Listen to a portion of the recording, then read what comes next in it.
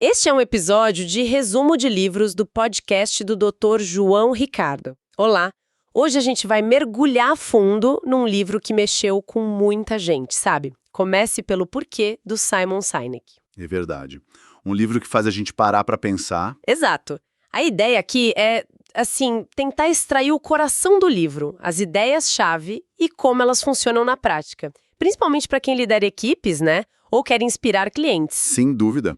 Olha, ele foi lançado lá em 2009, mas continua super atual. O Sinek foi investigar, por que algumas empresas, algumas pessoas são tão mais inovadoras, sabe? Influentes, até lucrativas. E criam aquela lealdade, né? Aquela coisa que vai além do produto. Isso. Uma lealdade que parece quase inexplicável às vezes. Como conseguem isso? E a pergunta que ele joga na mesa é bem direta, né? O que separa quem inspira de verdade daqueles que, acabam usando umas táticas meio manipuladoras? É aí que tá o pulo do gato. E onde entra o famoso círculo dourado dele. Vamos desvendar isso então. Ele já começa com uns exemplos bem fortes, contrastantes mesmo. Pensa lá no comecinho da aviação. Samuel Langley. Ah, sim. O cara tinha tudo, né? Tinha financiamento do governo, uma equipe que era tipo um dream team da engenharia, apoio da galera importante, imprensa toda em cima. E do outro lado, os irmãos Wright. Pouca grana, sem diploma chique, trabalhando numa lojinha de bicicleta, lá em Ohio. Mas com uma paixão, uma crença absurda na ideia de voar. Porque foram eles, né? Eles que mudaram tudo. E não o Langley com toda aquela estrutura. É um padrão interessante. Olha a Apple, uma empresa de computador, certo? De repente, revoluciona a música com o iPod, depois telefone com o iPhone. E cria uma legião de fãs. Exato. Muitos concorrentes tinham tecnologia, tinham dinheiro, mas não tinham essa mágica de inspirar em áreas tão diferentes. O que a Apple fez, de tão especial? Ou pensa no Martin Luther King Jr. Ele não era o único cara lutando pelos direitos civis, né? Nem o único bom de discurso. Não mesmo. Mas ele conseguiu mobilizar uma multidão. Gente de todo tipo em volta de uma ideia. Aquela marcha em Washington foi mais que palavras, sabe? Totalmente. O Sinek argumenta que a chave está em como eles influenciam as pessoas. Basicamente, ele vê dois caminhos: manipulação ou inspiração. E a manipulação, infelizmente, é o que a gente mais vê por aí, né? Nos negócios, na política. Manipulação parece uma palavra meio pesada, né? O que seria isso na prática, assim? Olha, são táticas que todo mundo conhece, na real. Aquelas promoções agressivas de preço, sabe? A GM nos Estados Unidos fez muito isso, deu um monte de incentivo. Vendeu carro na hora, né? Vendeu, mas acabou com as margens de lucro. E pior, viciou o cliente a só comprar se tiver desconto. Aí tem as promoções tipo leve 2, pague 1. Ah, clássico. Usar o medo, né? Se não comprar nosso seguro e se acontecer algo com sua família. Pressão social. Tá todo mundo usando essa marca, você não vai ficar de fora. Mensagem aspiracional, ligando o produto a um estilo de vida que talvez nem exista. Aquela coisa da felicidade na garrafa de refrigerante. Exato.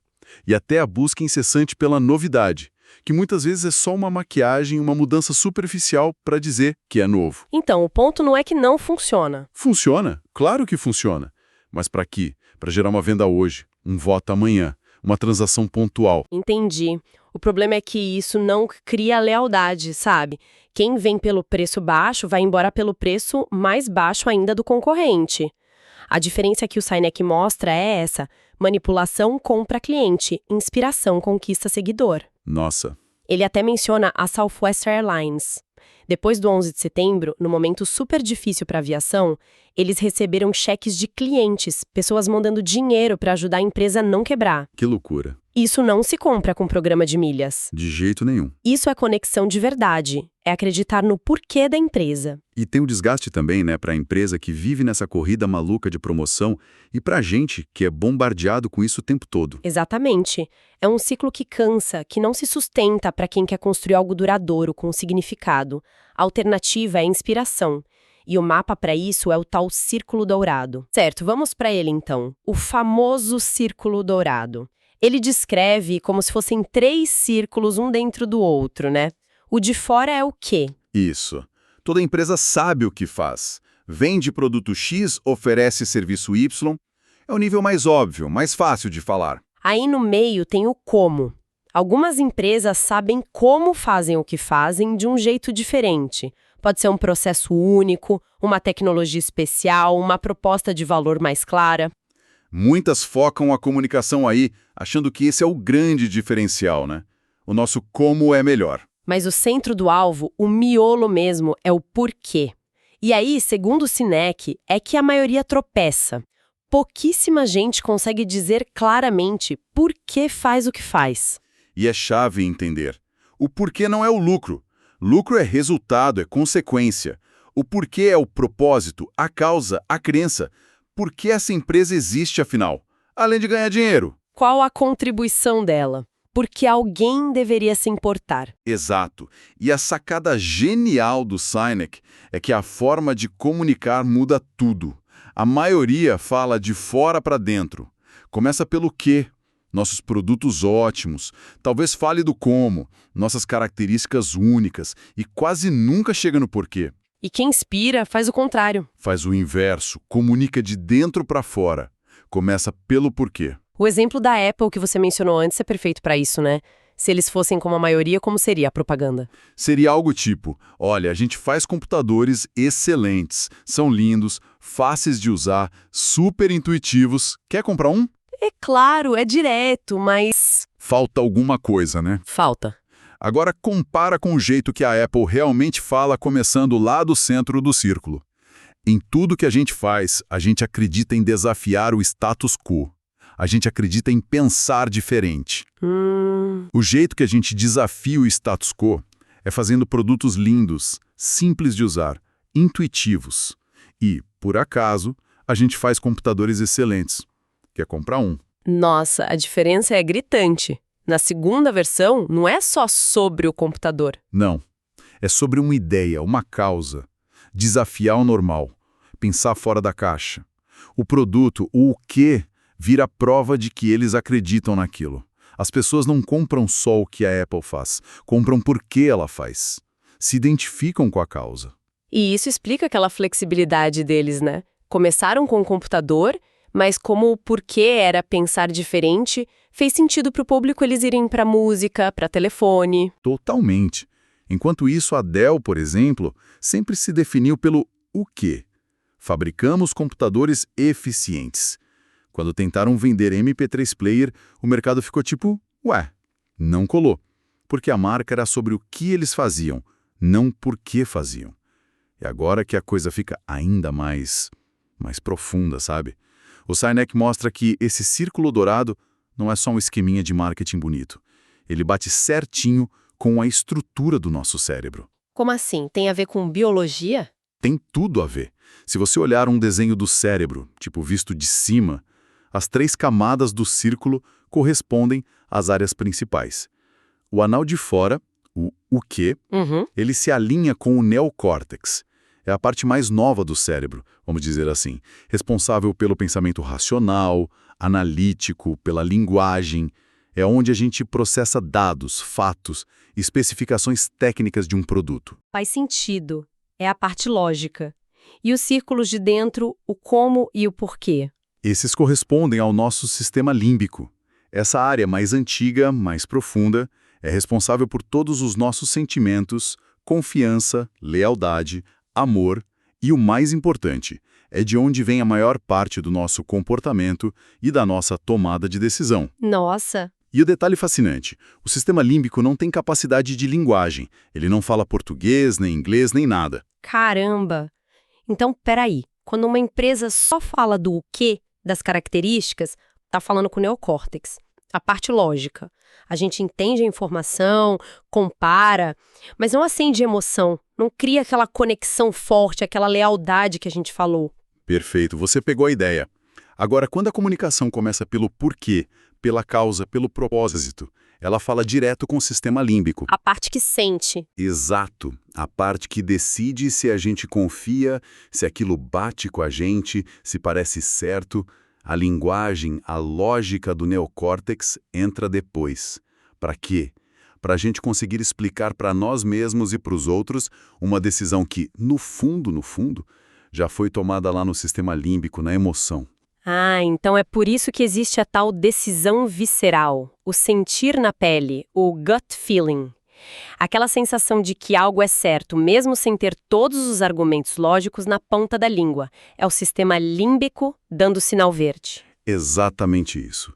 E é por isso que é tão difícil colocar em palavras por que a gente confia numa pessoa específica ou por que a gente ama uma marca e não outra.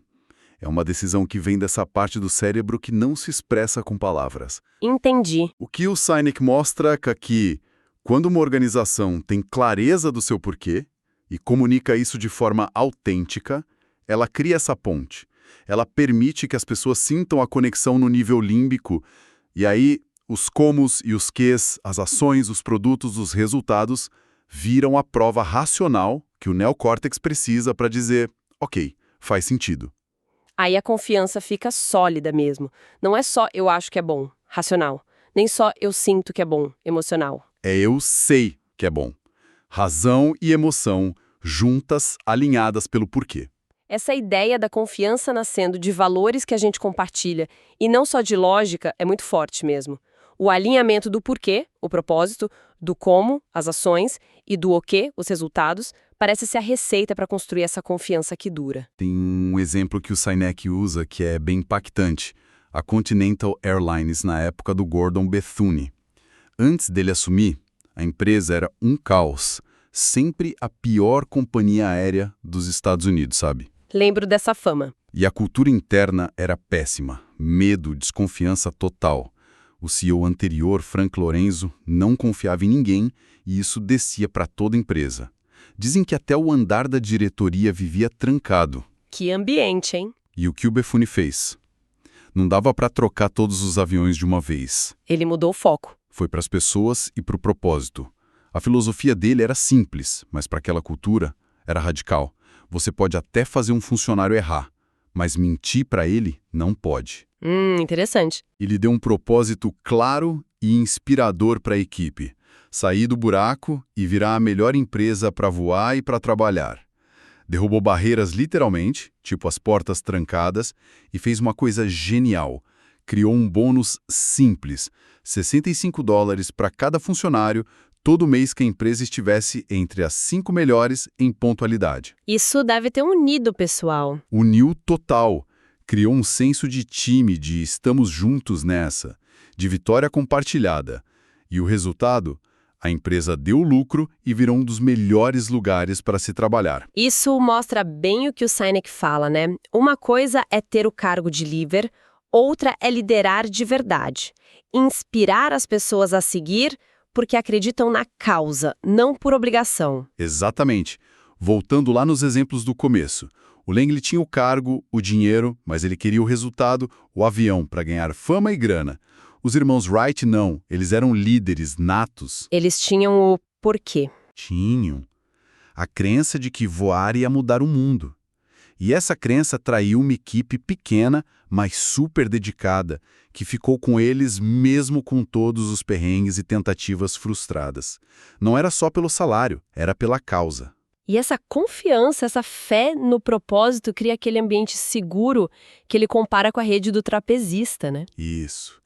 Quando o pessoal sente que pode arriscar, pode errar, que a liderança vai apoiar, aí sim eles se jogam, inovam, dão o melhor para a empresa. Faz sentido. E é importante ver também que essa liderança muitas vezes é uma parceria.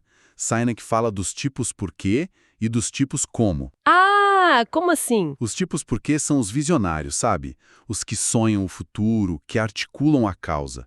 Tipo Walt Disney, Bill Gates, Steve Jobs. Mas eles precisam dos tipos como. Os que fazem acontecer. Exato.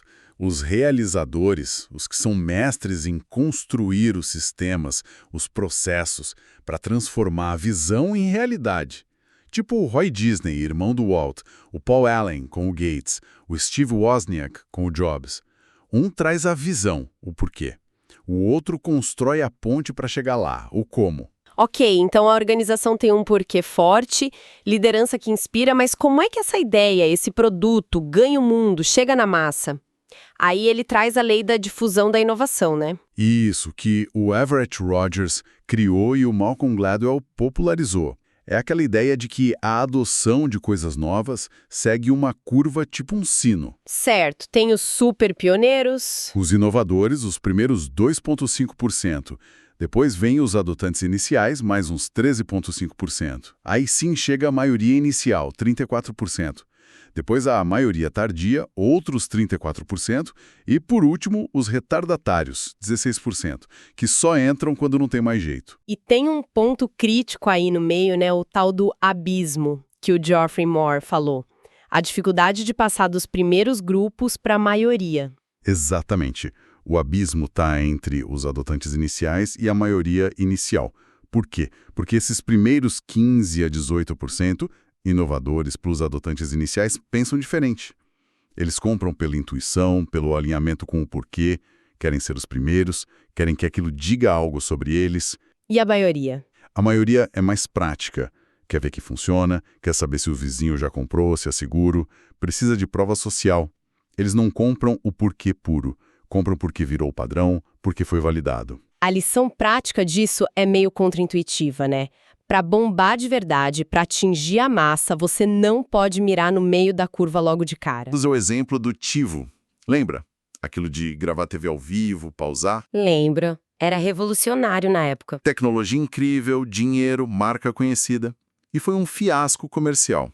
Por quê? Não sei. Porque eles miraram direto na maioria. Falaram do o quê? Pausa TV, policomerciais, das funcionalidades. Não construíram aquela base de fãs iniciais apaixonados pelo porquê, que poderia ser, sei lá, controle seu tempo, liberdade. Eles ignoraram a curva, não criaram a faísca na esquerda para acender o fogo na direita. Parece até piada, mas o Sinek diz que um dos maiores riscos para uma empresa que começou forte no porquê é o sucesso. É irônico, né? Mas faz sentido. Conforme a empresa cresce, o fundador ou quem personificava a causa tende a se afastar do dia a dia, do o quê, das operações. E aí que pode dar ruim. Aí pode acontecer o que ele chama de ruptura, the split. A clareza do propósito original começa a se perder lá dentro. As decisões que antes eram guiadas pela intuição ligada à causa começam a ser tomadas com base em planilha, em métrica, em resultado de curto prazo. No o quê que é mais fácil de medir, né? Exato. A paixão vai diminuindo e a empresa vira uma máquina de gerenciar o que já existe, em vez de continuar avançando a causa que a trouxe até ali. É como se o resultado que a gente vê, o quê, crescesse tanto que fizesse sombra no motivo original, o porquê, que é mais abstrato. O desafio é manter os dois crescendo juntos, mas muitas vezes o porquê vai murchando enquanto o quê infla. O Sinek dá uns exemplos bem claros dessa ruptura. O Walmart, depois que o Sam Walton saiu de cena. O Walton era muito focado em servir as pessoas, as comunidades, o porquê. Depois, a empresa ficou obcecada com preço baixo, o como, e resultado financeiro trimestral, o quê. E o propósito original foi se perdendo. Foi. E aí vieram problemas trabalhistas, a imagem ficou arranhada. Ele compara com a Costco, que mesmo sendo gigante, conseguiu manter o foco nos funcionários e na proposta de valor. Muito por causa do líder deles, o Jim Sinegal, que era um tipo porquê. Tem outros casos que ele cita, né? Sim, a Microsoft. Depois daquele porquê inicial do Gates, de um computador em cada mesa, teve um período que parecia só mais uma gigante de software, sem uma alma tão clara. A própria Apple, na época sem o Steve Jobs, com o John Sculley no comando, que era focado em marketing, resultado como e o quê. A empresa perdeu o brilho, né? Perdeu muito da inovação. A volta do Jobs foi justamente para trazer o porquê de volta para o centro. Até Starbucks. O porquê do Howard Schultz era o terceiro lugar, aquele espaço entre a casa e o trabalho. Quando ele se afastou e a empresa focou só em crescer rápido e ser eficiente, o quê, a experiência ficou meio pasteurizada. E ele voltou para resgatar isso também. Um ponto fundamental que o Sinek bate muito na tecla. O porquê não dá para inventar numa reunião, sabe? Num brainstorming. Ele tem que ser descoberto. Descoberto? Como assim? Geralmente ele está lá atrás, na história de origem da empresa, nas motivações reais do fundador. É a raiz da autenticidade. Tentar criar um propósito do nada soa falso, não conecta. E depois que descobre esse porquê verdadeiro, o segredo é viver isso em tudo, né? Comunicar sempre. Em tudo. No marketing, na marca, nos produtos, no jeito de atender, em quem você contrata. Tudo tem que ser uma prova viva daquela crença central. É assim que um símbolo, tipo um logo, ganha um significado poderoso. Pensa na galera que tatua Harley Davidson. Verdade. E às vezes nem tem a moto. Exato. Não é pela moto em si, é pelo que a marca representa. Liberdade, rebeldia. Isso foi construído com consistência, vivendo o porquê por décadas. Ele dá uma ferramenta para ajudar nisso, né? O tal teste do AIPO. Isso, é ótimo. Imagina que seu porquê pessoal seja viver de forma saudável. Você vai ao mercado e alguém te oferece M&M's, donuts, AIPO e leite de arroz. O que você compra? O AIPO e o leite de arroz, né? Os outros não têm nada a ver com saúde. Lança, com quem fazemos parceria, como falamos com o público, quem contratamos. Se uma decisão não passa nesse filtro, ela confunde a mensagem, enfraquece a confiança. O exemplo do Volkswagen Phaeton. Ah, o carro de luxo da Volks. Exato. Um carro super caro, luxuoso, da marca que significa carro do povo. Não fez sentido nenhum para o consumidor. Falhou no teste do AIPO deles. Isso deve exigir uma disciplina danada. Manter esse equilíbrio. Clareza do porquê, disciplina do como agir de acordo e consistência do o quê, os resultados comprovando. Ainda mais com a pressão por resultado rápido. E exige medir as coisas certas. Se a empresa só mede venda e lucro, o quê, é óbvio que o foco vai todo para aí. Tem que achar um jeito de medir se o porquê está sendo vivido. Ele conta de uma agência de cobrança que começou a dar bônus para os funcionários, não só pelo dinheiro que recuperavam, mas pelo número de cartões de agradecimento que conseguiam mandar para os devedores, depois de ajudá-los a se organizar. Que interessante. Mediram o respeito, o propósito. Mediram o porquê. E olha só, os resultados financeiros melhoraram junto. E tem outra coisa. Comunicar não é só falar, é ouvir também. Garantir que a mensagem do porquê, que está em todas as ações da empresa, está chegando do jeito certo lá fora. É um diálogo. Olha, para fechar, acho que a dica principal para os líderes, inspirada totalmente no Sinek, é essa. Sua maior responsabilidade não é só ter a visão, o porquê. É saber articular essa visão. Falar dela com clareza, com paixão, sem cansar. Não basta ter a ideia, tem que saber passar, né? Exato. E garantir que a empresa inteira, da pessoa que contrata ao marketing, do produto ao atendimento, funcione como um grande megafone dessa causa. Tem que ter a disciplina de ser autêntico, de manter o foco no propósito, principalmente quando o sucesso chega e a tentação de olhar só para o resultado fácil, o que, fica enorme. Lembre a sua equipe todo santo dia não só o que eles fazem, mas por que eles vêm trabalhar. Esta é uma homenagem à Fundação Dom Cabral. Obrigada.